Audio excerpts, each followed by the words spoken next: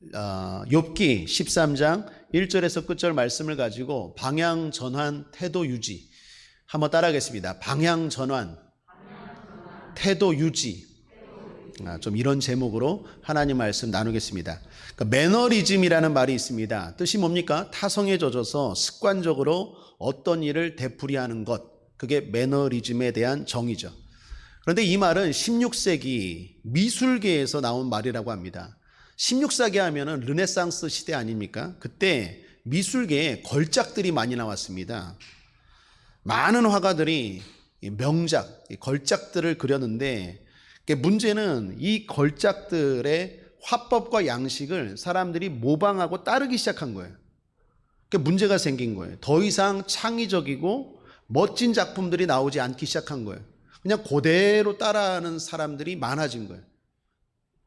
오히려 걸작이 나왔는데 문제가 생긴 거죠. 사람들이 안주하기 시작한 것입니다. 고민하지 않고 그냥 선배들이 한 것, 선생님들이 그린 거를 따라하고 모방하기 시작한 것입니다. 그러니까 나오는 작품들마다 거의 비슷비슷해진 것입니다. 걸작들이 오히려 독창성과 창의성을 막게 된 것이죠. 그것이 매너리즘이라는 거예요. 여러분, 우리의 삶이 그런 것 같습니다. 좋은 것이 꼭 좋은 것이 될 수 없다는 거죠. 좋은 스승이 계십니다. 그렇다고 그 밑에서 항상 좋은 제자가 나오는 건 아닌 것 같아요. 좋고 편한 환경이 있습니다. 좋고 편한 환경이 있으면 신앙생활도 좋고 또 좋아질 것 같은데, 그렇다고 꼭 성공하는 위대한 인물들이 나오는 건 아닌 것 같다라는 것입니다. 신앙생활도 마찬가지입니다. 신앙생활에도 매너리즘이 찾아올 수 있습니다. 그래서 하나님은 때로는 우리에게 고난이라는 걸 허락하십니다. 왜요? 그 매너리즘에 빠지기 때문에. 좋은 환경에서 잘 믿고 신앙생활 잘할 것 같은데 막상 그렇지 않다라는 것입니다. 여러분, 나시린인 삼손을 보십시오.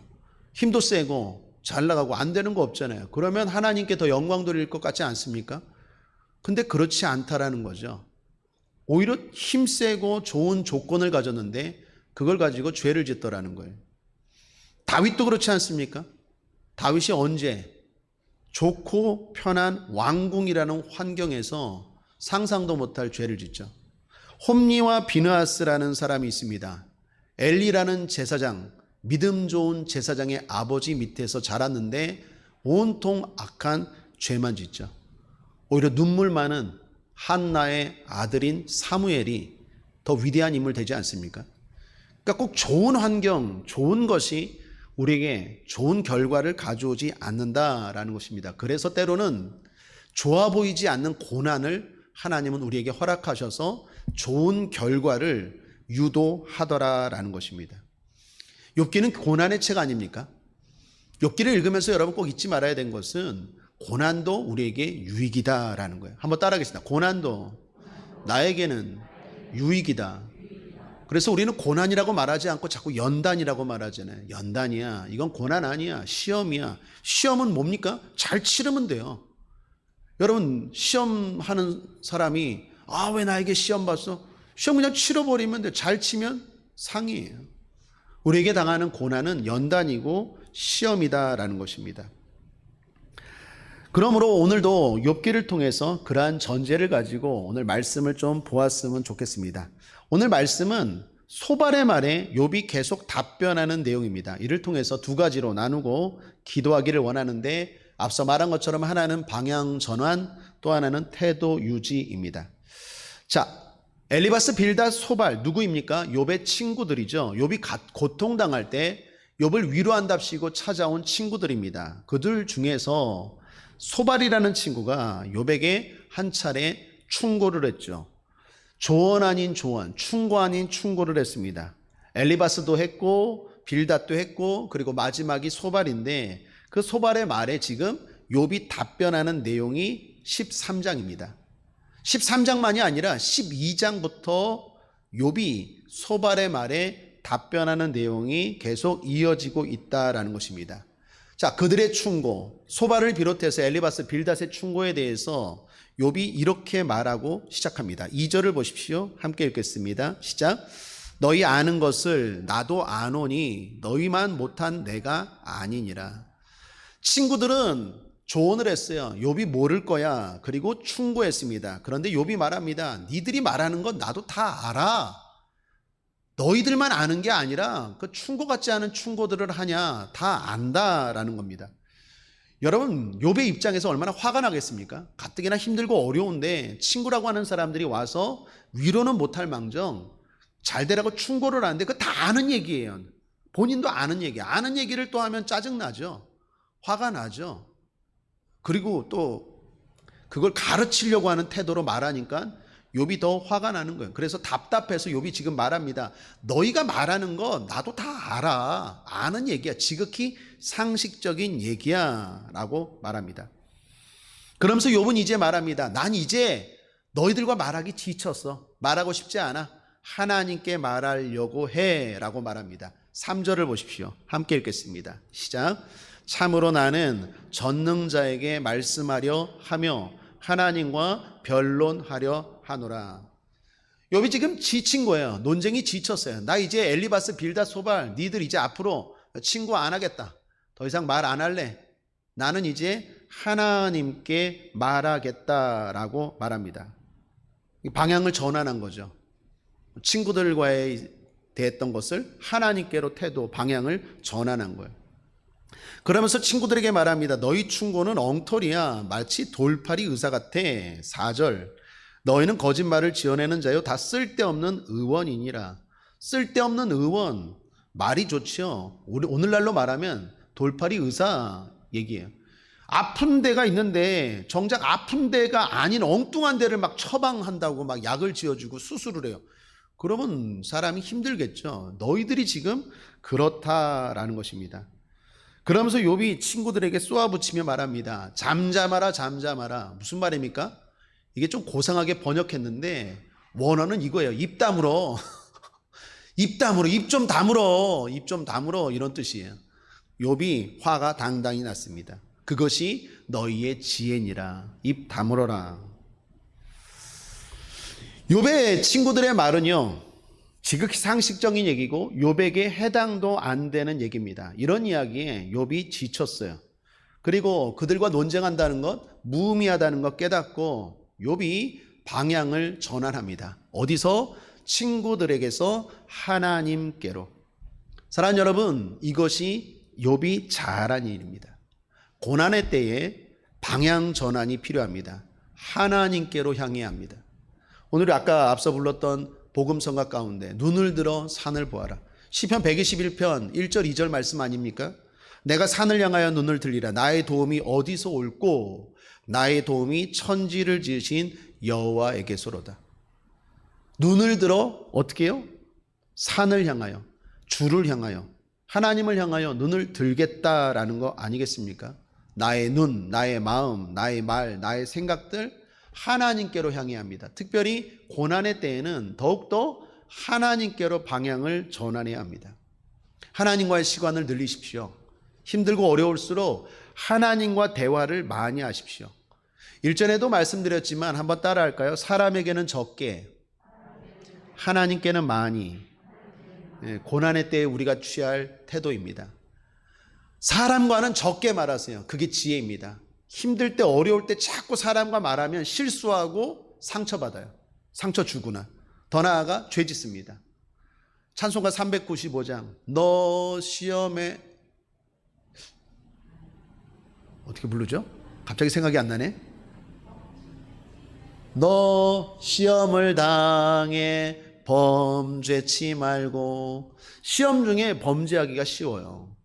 함부로 말하고 화내고. 그러니까 고난 중에는 사람하고 적게 말하는 게 지혜입니다. 그러면 그 답답한 말, 그 답답한 심정은 어디다 토합니까? 하나님께. 하나님께 말하십시오. 하나님께 많이 말하세요. 많이 말할수록 좋아요. 어떤 말을 해도 좋아요. 물론 하나님께도 해야 할 말이 있고 안 해야 될 말이 있어요. 그런데 우리 하나님이 좋은 건 뭐냐? 상황에 따라서 봐주세요. 무조건 나에게는 이런 말 하면 안 돼가 아니라 네가 지금 힘드니까 그래 다 이해한다. 어떤 말이든 해. 그게 우리 하나님이잖아요. 무조건 법대로 하지 않고 우리의 사정과 형편을 이해하시잖아요. 그러니까 하나님께는요 어려울 때, 힘들 때 무슨 말을 해도 오케이가 됩니다. 원망을 하면요, 토로기도가 돼요. 불평을 하면 탄식으로 여긴다니까요. 호소를 하면 위로로 돌아와요. 약함은 강함으로, 무지는 지혜로 채워주세요. 그러니까 하나님은 우리가 사람에게 하는 것, 그런 것들을 하나님께로 그때 하면 좋은 걸로 생각하시고 좋게 여겨주시고 좋은 것으로 갚아주시더라라는 것입니다. 그러므로 하나님과의 시간을 늘리는 게 지혜입니다. 하나님이 힘을 주십니다. 하나님이 길을 열어주시는 줄 믿습니다. 신문에서 정신과 의사인 최의헌 박사님의 칼럼을 보았습니다. 그분이 우울과 우울증에 대해서 이런 말을 하셨더라고요.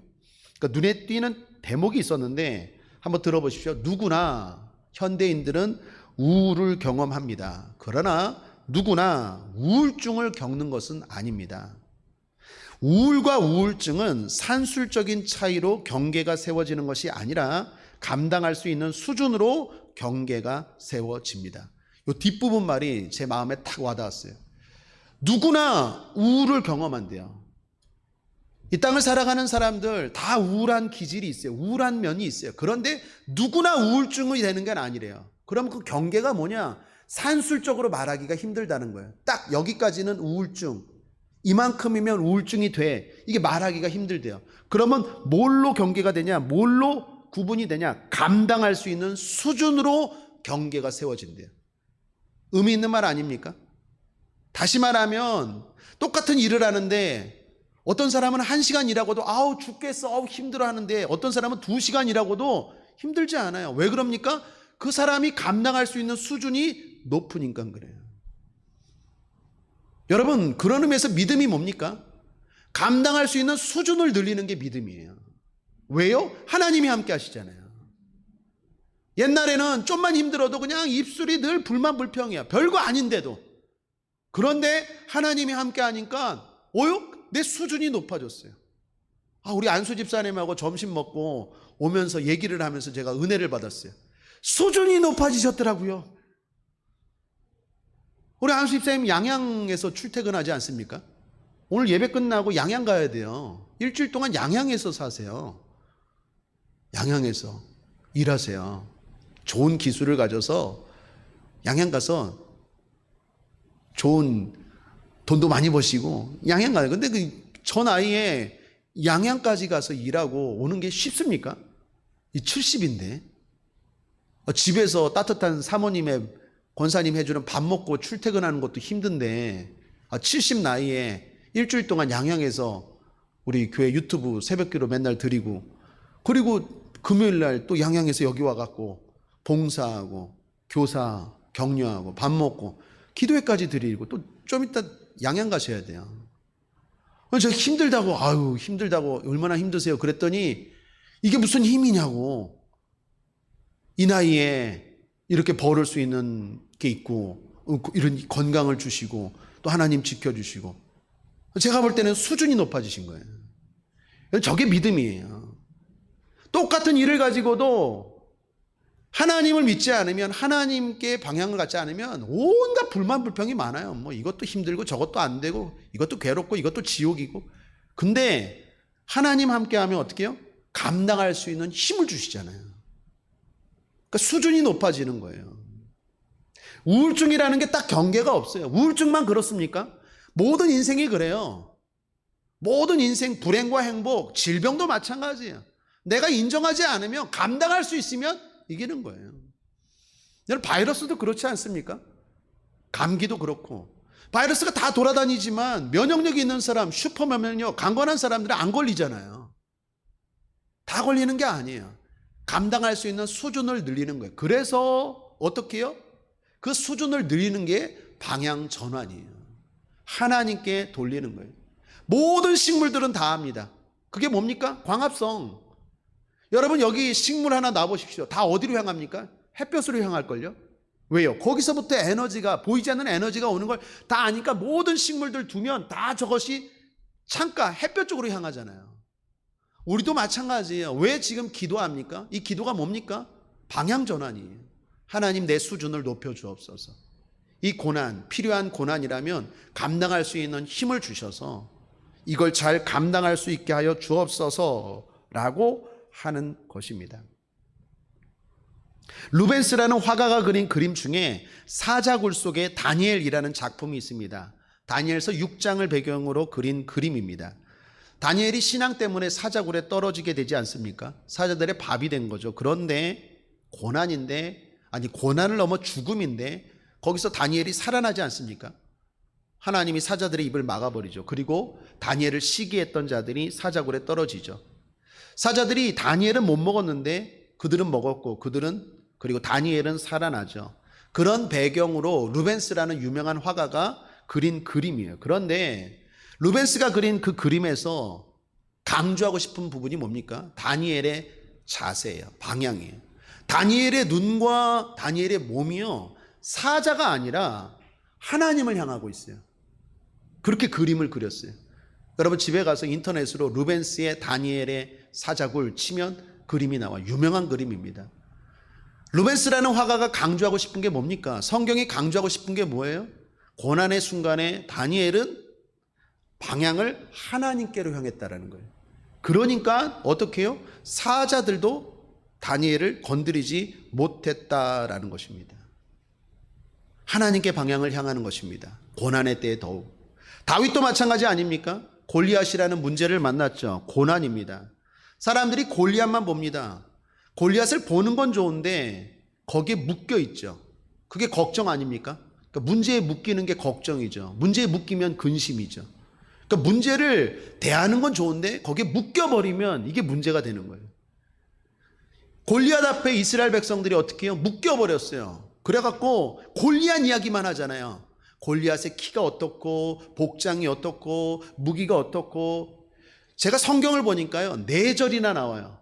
사무엘상 17장 4절에서 7절 블레셋 사람의 진에서 싸움을 도두는 자가 왔는데 그 이름은 골리앗이요 가드 사람이라. 그 신장은 6규빗 한 뼘이요 머리에는 노투구를 썼고 몸에는 어린 갑을 입었으니 그 갑옷의 중수가 놋 5,000세겔이며.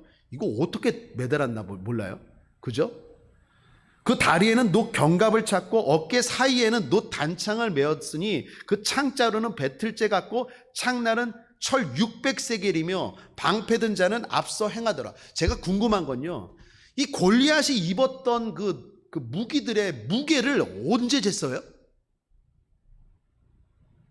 언제 잰 거예요? 이 600세겔이다 뭐 700 뭐 세겔이다 이런 얘기들 이거 어떻게 하냐고요. 여러분 잘 보시면 이스라엘 백성들의 실패가 뭡니까? 골리앗을 못 이긴 이유가 뭡니까? 골리앗에 너무 집중하는 거예요. 그래서 그 골리앗이 입은 갑옷, 그 골리앗이 입은 들고 있는 무기, 그게 무게가 얼마가 날 정도로 거기에 묶여 있는 거예요. 자, 그런데 사무엘상 17장에 다윗을 보십시오. 다윗이 골리앗에게 묶입니까? 묶이지 않아요. 골리앗 딱 한 번 쳐다봐요. 그리고 뭐라고 말합니까? 개. 한번 따라하겠습니다. 개. 넌 개야. 골리앗이 그러잖아요. 네가 나를 개로 여기느냐? 막대기 갖고 나오느냐? 다윗은요 골리앗 딱 한 번만 봐요. 개. 그리고 계속해서 사무엘 17장에서 다윗이 말하는 건 뭐예요? 하나님. 방향을 하나님께 향하고 있잖아요. 하나님은 어떤 분이야? 하나님은 내가 목동일 때, 소년일 때 사자가 뭐 왔는데, 곰이 왔는데 내가 사자를 이기게 하셨어. 곰을 이기게 하셨어. 지금도 하나님이 함께 하셔. 하나님, 만군의 하나님, 하나님을 높이고 하나님을 찬양하고, 과거에 함께 하신 하나님, 오늘도 함께 하신 하나님, 너를 때려 죽일 하나님, 미래의 하나님, 하나님 하니까 이기는 거예요. 그런데 이스라엘 백성들 사울 왕은 왜 못 이깁니까? 골리앗에 너무 집중하는 거예요. 도대체 걔가 입고 있는 옷의 무게까지 알아요. 그거 알아서 뭐 하겠냐고요. 그런데 거기에 집중하더라는 거예요. 방향 전환이에요. 방향 전환. 고난의 때에는요 하나님을 향해야 돼요. 하나님께 얘기하고 하나님 생각하고 하나님 말하고. 그런데 많은 사람들이 그 문제에 너무 집중해요. 그리고 막 그걸 분석해요. 막 이게 뭐 얼마나 무겁고 얼마나 힘들고 해결도 안 되는데. 방향을 어떻게 해요? 욥처럼 나는 이제 너희들과 말하지 않을래. 하나님께 말하리라. 이게 중요해요. 하나님께 말하리라. 따라하겠습니다. 하나님께 말하리라. 여러분, 신약 성경에 베드로도 그렇지 않습니까? 마태복음 14장에 나오는 내용입니다. 제자들이 풍랑 가운데 고난을 당하고 있죠. 예수님이 그걸 보셨어요. 그리고 찾아오십니다. 그런데 어떻게 찾아오십니까? 무리로 걸어오시죠. 이를 보고 다 놀랐죠. 대부분 유령이라고 말하면서 놀랍니다. 오늘날로 말하면 뭡니까? 귀신이다 라는 거예요. 귀신이다. 사람이 무리로 걸어오니까 얼마나 놀랬겠습니까? 그것도 밤에 놀랬죠.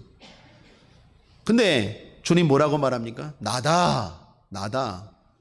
간단하게만 나다. 근데 베드로가 말하죠. 주님, 만약 주님이시여든 나로 명하여 무리로 걷게 하소서. 베드로는 주님의 능력을 믿었습니다. 특별히 중요한 건 어떤 능력을 믿었습니까? 말씀의 능력을 믿었어요. 사랑하는 여러분, 우리가 주님 믿습니다. 믿습니까? 어떤 능력을 믿습니까? 말씀의 능력을 믿어야 돼요. 베드로가 뭐라고 말합니까? 말씀하옵소서. 백부장도 그랬죠. 말씀만 하옵소서. 주님을 믿는다는 것은, 주님의 능력을 믿는다는 것은 구체적으로 그분이 하시는 말씀을 믿는 거예요.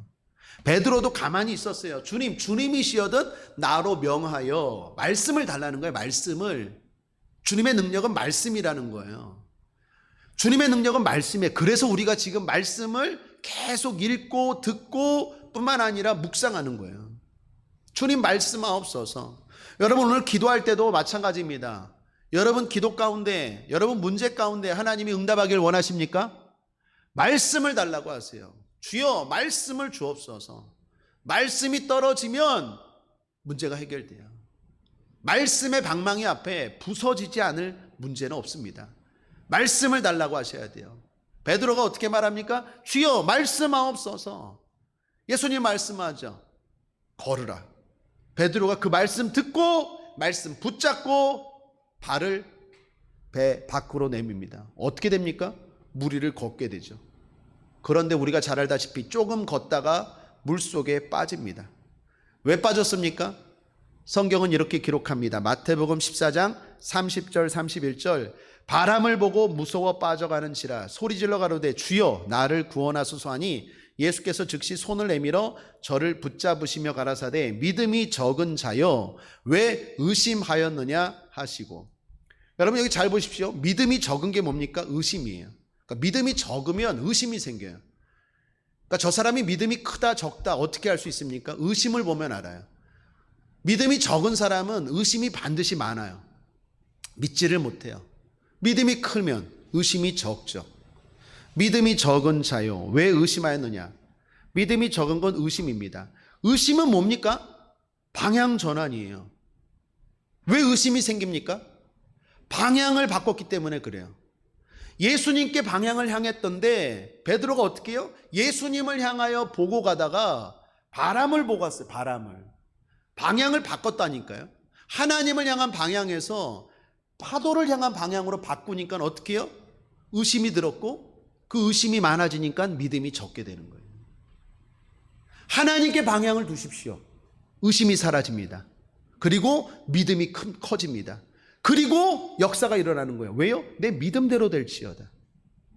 하나님을 향할 때 믿음이 커지는 거예요. 의심이 사라지는 거예요. 작은 의심들이, 모든 의심들이 사라지는 거예요. 이게 될까?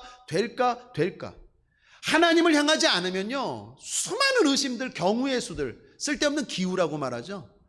그런 것들이 많이 생겨요. 그래서요, 하나님께 일단 나와야 된다니까요. 제가 오늘 오후 예배 드리기 전에 어떤 청년하고도 상담했지만 부딪혀야 돼요. 부딪히지 않으면 이러면 어떡해요? 이러면 의심만 많아져요. 쓸데없는 생각만. 일단은 하나님을 바라봐야 의심이 사라져요. 그리고 믿음이 생겨요. 믿음이 강해져야 어떻게 해요? 내 믿음대로 되는 거예요. 그러므로 방향 전환이 대단히 중요하다라는 것입니다. 다시 한번 강조합니다. 고난 가운데 하나님을 향하여 방향 전환하게 되기를 주님의 이름으로 축복합니다. 하나님과의 시간을 늘리십시오. 하나님을 바라보십시오. 자꾸 문제에 집중하지 마십시오. 문제에 집중하면 문제가 나를 눌러요. 묶어요. 문제는 아무것도 아니에요. 하나님을 바라보십시오. 그게 지혜입니다. 욥이 그렇게 하겠다라는 거예요. 그런데 재미있는 것은 그 다음입니다. 욥이 분명히 하나님께 말하겠다고 했죠. 그래놓고 금방 다시 또 친구들에게 말합니다. 그것도 길게. 6절을 보십시오. 함께 읽겠습니다. 시작. 너희는 나의 변론을 들으며 내 입술의 변명을 들어보라. 여러분 3절에서 뭐라 그랬어요? 참으로 나는 전능자에게 말씀하려 하며 하나님과 변론하려 하노라. 너희들은 거짓말쟁이고 돌팔이 의사고 니들하고 말하는 건 이제 지쳤어. 나는 이제 하나님께 기도할 거야. 하나님께 답을 찾을 거야. 하나님께 방향을 전환할 거야 해놓고 다시 어떻게 해요? 친구들에게 말합니다. 나의 변론을 들어보라. 그러면서 또 길게 이야기하고 있어요. 여러분 재밌지 않습니까? 이게 욥의 한계고 연약함이에요. 그리고 우리의 연약함이기도 합니다. 여러분 우리도 그렇지 않습니까? 나 이제부터 새벽 기도할 거야. 나 이제부터 하나님과의 시간을 늘릴 거야. 나 오늘 설교 듣고 은혜 받았어. 그래, 내 인생의 방향을 하나님께 더 돌릴 거야. 그리고 다짐하지 않습니까? 그렇게 말해놓고 금방 또 어떻게 해요? 우리의 자리가 기도의 자리가 아니라 세상의 자리, 그 자리에 있는 거 보게 되지 않습니까? 목회를 하면서 이런 경험 많이 합니다. 그리고 이해합니다. 그러므로 여러분께 권면드립니다. 방법이 뭘까요? 욥의 한계고 또 우리의 한계예요. 여러분 오늘 이렇게 돌파 기도회 드리지 않습니까? 이 모습이 얼마나 중요한 모습입니까? 신앙인이라면 다 공감할걸요. 한 달을 살기 전에 하나님께 기도한다. 이건 성경에도 나오는 가르침이고 월삭 기도회 아닙니까? 믿음의 선배들도 그렇게 살았고 그걸 지금 우리가 합니다. 그리고 성도라면 이 자리를 사모해요. 그리고 그렇게 기도해야 된다는 거 다 알아요. 그리고 다짐도 해요. 근데 안 되잖아요. 왜 그렇습니까? 그만큼 우리가 연약해요. 그래서 권면드립니다. 답은 연습밖에 없어요. 한번 따라하겠습니다. 답은 반복과 훈련밖에 없다. 하루아침에 안 돼요. 계속 노력해야 돼요. 마치 오뚜기처럼 넘어지면 또 일어나고 또 도전하고 또 도전하고 또 도전하고 또 도전해서 이게 내 삶의 습관으로 체득될 때까지 계속해야 돼요. 디모데전서 4장 7절 8절 말씀 잘 들어보십시오. 망령되고 허탄한 신화를 버리고 오직 경건에 이르기를 연습하라. 육체의 연습은 약간의 유익이 있으나 경건은 범사에 유익하니 금생과 내생에 약속이 있느니라. 그렇습니다. 연습, 훈련, 반복밖에 없어요. 그래서 하루아침에 안 되는 거예요. 믿음은요 하루아침에 안 돼요. 하루아침에 믿음이 생긴다? 거짓말이에요. 거품이에요. 거품. 비트코인입니다. 그거 가상화폐예요. 그 하루아침에 또 무너져요. 믿음이라는 건 하루아침에 좋아질 수가 없어요. 계속해서 훈련하고 연습하고 훈련하고 연습하고 또 이기고 또 이기고 또 이기고 그렇게 믿음이 자라가는 거지. 하루아침에 믿음이 없던 사람이 믿음이 확 좋아진다? 거짓말이에요. 언젠간 그런 사람 넘어져요. 또 계속 마치 콩나물이 콩시루에서 자라는 것처럼 계속 노력하고 노력하고 노력하는 것, 그게 성화고 그렇게 믿음이 자라가는 거예요. 욥도 보십시오. 난 이제 참으로가 뭡니까? 내가 이제 진짜 하나님께 말하겠다 해놓고 금방 또 6절에 보니까 사람들과 또 싸우고 있어요. 내가 기도의 자리에 하나님 앞에 있겠다 해놓고 금방 또 세상의 자리에 가 있어요. 그게 우리 모습 아닙니까? 제가 목회하면서 이런 분들 수도 없이 봤다니까요. 그분들의 다짐과 그분들의 결심이 약해서가 아니에요. 불순해서가 아니에요. 진짜 그러고 싶은 마음이고 그렇게 하고 싶어 하는 거예요. 근데 그게 안 된다니까요. 하루아침에 안 돼요. 그래서 연습이 필요한 거예요. 계속 하나님을 의지하는 연습, 하나님을 바라보는 연습, 하나님께 내 인생을 향하는 연습, 내 눈을 들어 하나님을 향하는 연습이 필요하다라는 것입니다. 사랑하는 여러분, 오늘도 하나님을 향하여 이 자리에 온 여러분들 축하드리고, 계속해서 이것이 여러분의 삶의 습관이 되므로 하나님의 능력과 하나님의 은혜를 받아 여러분 앞에 있는 고난의 문제를 잘 헤쳐나가기를 주님의 이름으로 축원합니다. 두 번째, 태도 유지입니다. 자, 욥은 다시 정신을 차리고 말합니다. 15절을 보십시오. 그가 나를 죽이시리니 내가 소망이 없노라. 그러나 그의 앞에서 내 행위를 변백하리라. 욥은 지금까지 하나님께 많은 기도를 했어요. 그런데 하나님이 침묵하셨어요. 여러분, 침묵하신 하나님께 나아가는 일은 정말 고통스럽습니다. 그리고 위험할 수 있어요. 에스더서 살펴볼 때 에스더가 왕에게 나아갈 때 왕이 침묵하잖아요. 30일 동안 에스더를 부르지 않았잖아요. 부르지 않았는데 에스더가 나아가는 건 대단히 위험한 일이에요. 죽을 수도 있어요. 그런데 에스더가 어떻게 해요? 죽으면 죽으리라 하고 나아가죠. 하나님 응답이 없어요. 하나님 반응이 없어요. 그런데 하나님 앞에 나아가는 건 힘든 일이에요. 뿐만 아니라 대단히 위험한 일이다라고 생각할 수도 있습니다. 그럼에도 불구하고 욥은 어떻게 생각합니까? 그러나 나아가겠다라고 말해요. 소망과 희망이 없노라. 그러나 그의 앞에서, 하나님 앞에서 내 행위를 변백하리라 말하겠다라고 말합니다. 그러므로 사랑하는 여러분, 하나님께 나아가야 합니다. 침묵하셔도 하나님께 나아가야 합니다. 설령 하나님이 때려도 하나님께 나아가야 합니다. 호세아서 6장 1절에 오라 우리가 여호와께로 돌아가자. 여호와께서 우리를 찢으셨으나 도로 낫게 하실 것이요, 우리를 치셨으나 어떻게요? 다 치료하여 주실 것입니다. 침묵하고 때를 지어도 하나님 앞에 나아가야 합니다. 이것이 욥의 훌륭함입니다. 그러면서 욥은 하나님께 질문합니다. 질문하는 내용들을 크게 세 가지만 정리하면 23절 함께 읽죠. 시작. 나의 불법과 죄가 얼마나 많으니까 나의 허물과 죄를 내게 알게 하옵소서. 욥은 말합니다. 도대체 하나님 아버지, 내가 이런 고난을 당할 만한 죄가 무엇입니까? 내 죄가 얼마나 많기에 이 고난이 있습니까? 하나님께 토로하는 거예요. 질문하는 거예요. 답답함을 말하는 거예요. 변백하리라. 24, 25절도 함께 읽겠습니다. 시작. 주께서 어찌하여 얼굴을 가리우시고 나를 주의 대적으로 여기시나이까? 주께서 어찌하여 날리는 낙엽을 놀래시며 마른 건부를 따르시나이까? 무슨 말입니까? 주께서 어찌하여 따뜻하게 대하시다가 갑자기 원수를 대하듯 이렇게 대할 수 있겠습니까? 라는 말이에요. 여러분, 실제로 그랬죠. 갑자기 하나님이 태도가 돌변했잖아요. 욥의 삶 가운데 환난이 임하고, 그거는 시험이었는데 욥 입장에서는 황당한 거예요. 그동안은 나에게 모든 것이 좋다, 괜찮다, 위로하는데 갑자기 하나님이 바뀌었어요. 여러분, 신앙생활에 이런 것들 다가올 때가 있어요. 충격이. 처음에 교회 나가면요, 따뜻하게 하죠. 다 그냥 다 좋다 그러고 다 그렇죠. 근데 이제 집사가 되고 이제 신앙생활이 좀 어떻게 되면 어떻습니까? 좀 바뀌지 않습니까?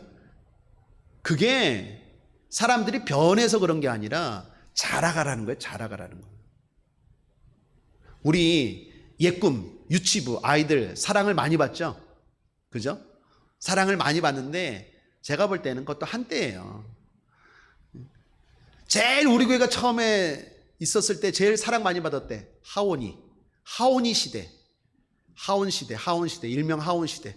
하온만 등장하면 요 분부터 시작해서 난리가 났어요. 난리가.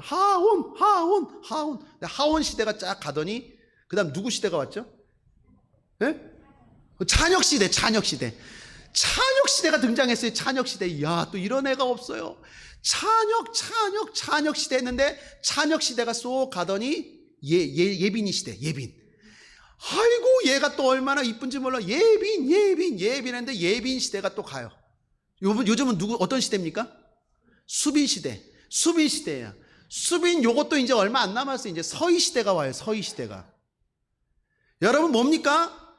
맨날 다 그렇게 여깁니까? 아니요. 그때가 있다니까요. 신앙도 마찬가지예요. 사람들이 변하는 게 아니라, 하나님이 변하는 게 아니라, 하나님이 변했어. 왜 나에게 이렇게 돼? 옛날에는 그냥 어이구 괜찮아. 뭐 이렇게 해도 괜찮아. 저렇게 해도 괜찮아. 뭐 예배 시간에 빠져도 괜찮아. 뭐 헌금 안 해도 괜찮아. 옛날에는 그냥 무조건 괜찮아 따뜻하게 되는데 왜 요즘은 나에게 이렇게 돼야지? 성장하라고.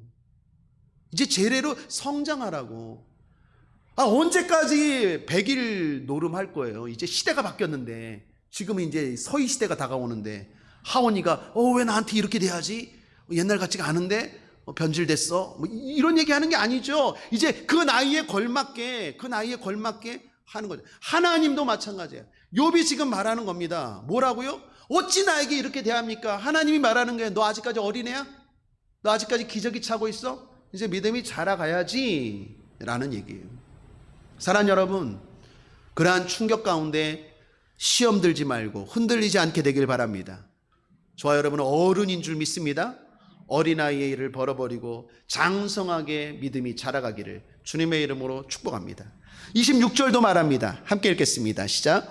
주께서 나를 대적하사 괴로운 일들을 기록하시며 나로 나의 어렸을 때에 지은 죄를 받게 하시오며. 욥이 이제 이런 생각하는 거예요. 내가 아무리 생각해도 지은 죄가 없는데 왜 이런 고통이 왔을까? 아하, 내가 옛날에 어렸을 때 아니면 조상들의 죄 때문에 내가 이렇게 되는 건가? 그때는 분명히 내가 생각은 못했지만 무슨 죄를 지었을 것 같아. 그러니까 하나님이 이렇게 하시겠지. 하여튼 여러 가지 생각이 많아진 거예요. 하나님 앞에. 중요한 건 하나님 앞에 어떤 이야기를 하든 어떤 생각을 하든 하나님과 씨름해야 돼요. 거기에 답이 있어요. 욥은 지금 하나님께 그러한 질문들을 쏟아내고 있습니다. 자, 그런데 오늘 결론입니다. 우리가 주목할 게 있어요. 욥이 이렇게 본격적으로 주님 앞에 나아가 질문하기에 앞서 두 가지를 요청하고 있어요. 두 가지를. 그게 20절입니다. 자, 20절 끝으로 함께 읽겠습니다. 시작. 오직 내게 이 두 가지 일을 행하지 마옵소서. 그리하시면 내가 주의 얼굴을 피하여 숨지 아니하오리니. 욥이 하나님 앞에 기도하고 하나님 앞에 나아가면서 두 가지를 요청하는데 그 두 가지가 뭔지 그 다음에 나옵니다. 21절 함께 읽겠습니다. 시작. 곧 주의 손을 내게 대지 마옵시며 주의 위엄으로 나를 두렵게 마옵실 것이니이다. 주의 손을 내게 대지 마옵시며, 이 말은 무슨 말입니까? 하나님, 심판을 멈추어 주옵소서라는 얘기예요. 내가 주님이 쳐서 너무 아픕니다. 기력이 쇠하였습니다. 그런 책망으로 몸을 치는 것 잠깐 멈추어 주옵소서. 또 하나 21절 하반절에 주의 위엄으로 나를 두렵게 마옵소서. 주님 앞에 나아갈 때 주님의 영광이 있죠. 광채가 있지 않습니까? 그래서 과거 구약에서 하나님 앞에 나아갈 때는요, 두려움이 있었어요. 욥은 말하는 거예요. 하나님, 너무 찬란하고 거룩해서 죄인인 내가 하나님 앞에 나아갈 때 너무 감당하기 힘듭니다. 나아갈 수 있는 용기를 주옵소서. 자, 그러니까 지금 욥은 하나님께 나아갈 수 있는 힘과 용기를 구하고 있습니다. 자, 그런데 이는 욥에 뭘 보여주고 있습니까? 욥이 지금 하나님을 경외하고 있다라는 걸 보여주는 거예요. 욥은 지금 하나님께 나아가면서도 아주 조심스러워요. 하나님이 어떤 분인지 알고 어떻게 나아가야 되는지도 알아요. 그것은 뭡니까? 경외감이에요. 하나님은 전능하신 분이고 하나님은 거룩하신 분임에 대한 것을 욥은 잊지 않고 있어요. 그게 바로 태도 유지입니다. 여러분, 이게 왜 중요하냐면요, 사람이 힘들잖아요. 사람이 어렵잖아요. 그러면 눈에 뵈는 게 없어요. 눈에 뵈는 게 없어요. 하나님도 안 보이고 목사도 안 보이고 교회도 안 보여요. 왜? 내가 힘든데 뭐, 내가 지금 괴로운데 뭐, 내가 지금 슬픈데 뭐. 그래서 어떻게 해요? 하나님 앞에 나아가는데도 세상 말로 겁 없이 나아가요. 그런데 지금 욥이 대단히 우리에게 중요한 걸 가르쳐줘요. 욥이 지금 얼마나 힘듭니까? 더군다나 얼마나 억울합니까? 얼마나 답답합니까? 그럼에도 불구하고 하나님이 어떤 분인지에 대한 정확한 인식이 있다라는 거예요. 그 하나님은 경외해야 될 하나님. 하나님, 내가 하나님 앞에 나가서 이제 이런 말 저런 말 할 거예요. 그런데 두 가지를 구합니다. 먼저 하나님의 그 전능하심으로 나를 치지 마옵시고 내가 어떤 말을 해도, 그리고 하나님 나로 하여금 그 영광의 광채에 위압되지 않고 담대하게 내가 나아가서 솔직하게 말할 수 있도록 허락하여 주옵소서 하고 욥이 나아가더라는 거예요. 사랑하는 여러분, 아무리 힘들어도 신앙인으로서의 태도를 유지해야 돼요.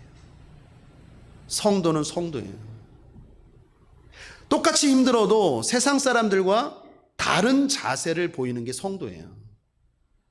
고난이 임하면 이 사람이 믿는 사람인지 믿지 않는 사람인지 분간이 안 돼요. 그냥 하고 싶은 말 말하고, 뭐 목사도 없어요, 막 교회도 없어요, 막 십자가도 없어요, 뭐 내가 지금 힘든데 내가 눈이 뒤집혔는데 뭐 다 와봐, 막 소리 지르고 막 그런 사람이 있어요. 그게 우리 안에 있어요. 저에게도 있고. 근데 욥은 어때요? 그런 상황에서도 하나님에 대한 경외감을 잃지 않고 있다라는 거예요. 오늘 이게 우리가 중요한 자세인 줄 믿습니다. 자세가 중요하다라는 것입니다. 저는 이 대목에서 주님이 마지막 때 하신 말씀이 생각납니다. 마태복음 25장에 보면 마지막 때 의인과 악인을 구별할 때 어떻게 말합니까? 마태복음 25장 달란트 비유에서 의인에 대해서 이렇게 말하죠. 착하고 충성된 종아. 착하고 충성된 종이 의인이에요. 천국 갈 자들. 지옥 갈 자들에 대해서 뭐라고 말합니까? 악하고 게으른 종이라고 말하죠. 자, 둘 다 뭡니까? 자세를 말하는 거예요. 자세. 착하다, 자세. 충성, 자세잖아요. 자세가 중요해요. 태도가 중요하다라니까요. 하나님은 우리의 뭘 보십니까? 능력이 아니라 자세를 보세요. 믿음은요, 능력이 아니라 태도입니다. 고난 가운데도 하나님을 신뢰하는 태도, 하나님을 의지하는 태도, 하나님을 하나님으로 여길 줄 아는 태도, 그게 믿음이에요. 그게 천국 갈 자들이에요. 내가 좋을 때는 그냥 하나님 앞에도, 내가 힘들고 어려울 때는 뭐 아무것도 없어요. 배는 게 없어요. 뭐 약속도 모르고 그냥 뭐 내 맘대로야 그냥. 그건 악하고 게으른 거예요. 자세가 중요해요. 사랑하는 여러분, 따라하겠습니다. 자세가 중요합니다. 하나님은 우리의 자세를 보세요. 때로는 이해할 수 없고 때로는 답답한 고난이 있을지라도 우리의 자세가 하나님 앞에서 믿음의 자세, 믿음의 태도를 유지할 수 있게 되기를 주님의 이름으로 축원합니다. 말씀을 정리합니다. 방향 전환, 태도 유지, 두 가지 제목을 가지고 오늘 말씀 나누었습니다. 고난이 임합니까? 힘듭니까? 어렵습니까? 사람에게는 적게, 하나님께는 많이. 잊지 마시고 자꾸 방향을 하나님께로 트십시오. 하나님과 씨름하십시오. 거기서부터 힘이 나오고 거기서부터 믿음이 생기고 거기서부터 내 문제에 대한 답이, 길이 열릴 줄 믿습니다. 또 하나, 그 하나님 앞에 나아갈 때 태도 유지하십시오. 하나님은 하나님이십니다. 내가 아무리 힘들고 내가 아무리 어렵고 내가 아무리 답답하고 내가 아무리 슬퍼도 하나님답게 여길 줄 아는 저와 여러분, 착하고 충성된 저와 여러분 되기를 주님의 이름으로 축원합니다. 기도하겠습니다. 하나님 아버지, 오늘 욥을 통하여 우리에게 주시는 교훈들 잘 깨닫게 하시고 오늘도 고난 가운데 승리하는 거룩한 하나님의 백성들 되게 하여 주옵소서. 감사드리며 예수님의 이름으로 축복하고 기도했습니다. 아멘.